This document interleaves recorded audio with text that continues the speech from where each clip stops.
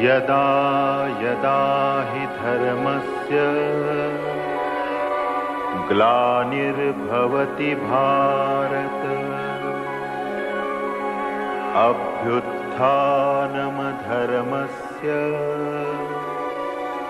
तदात्मानं सृजाम्यहम्।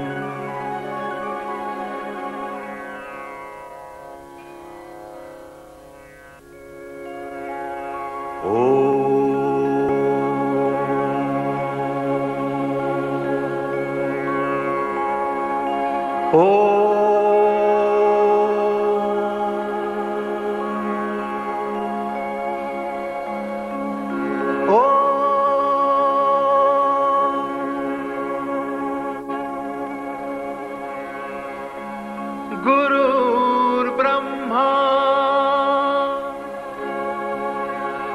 गुरुर्विष्णु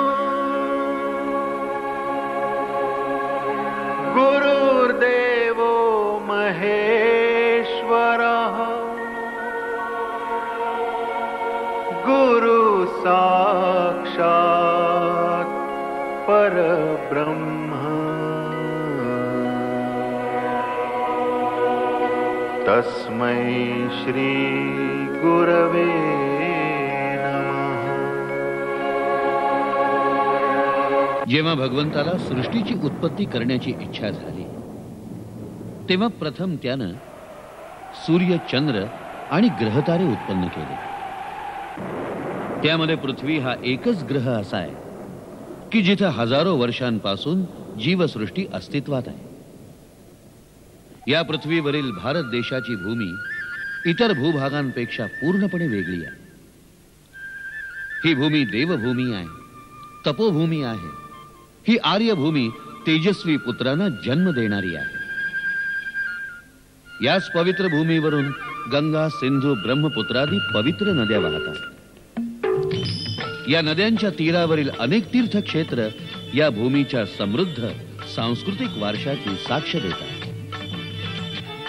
याच भूमीवर भगवंतानं दशावतार घेऊन जीवसृष्टीचा विकास केला।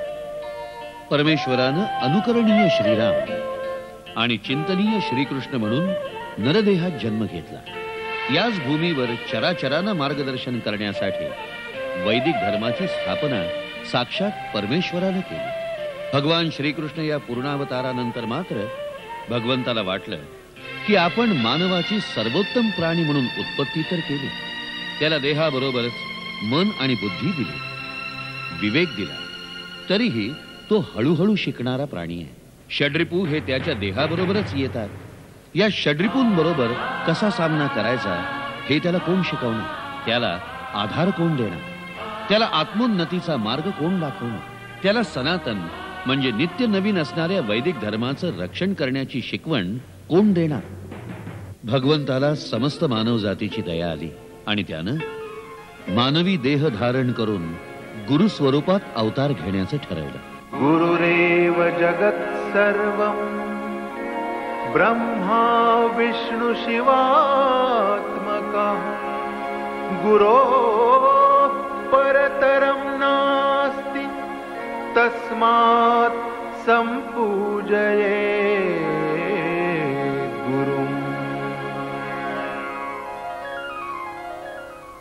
जगदवंद्य परमगुरु आदिनाथांपासून चालत आलेल्या परंपरेत आजपर्यंत निर्माण झालेले असे थोर गुरु शिष्याच्या शरीरात ज्योती प्रज्वलित करण्याची अनुग्रहरूप कृपा करतात आणि आपण आपल्याच लीलेत रममाण होऊन राहतात। गुरुकृपेने नर नारायण रूप होऊन आनंदात मस्त राहतो।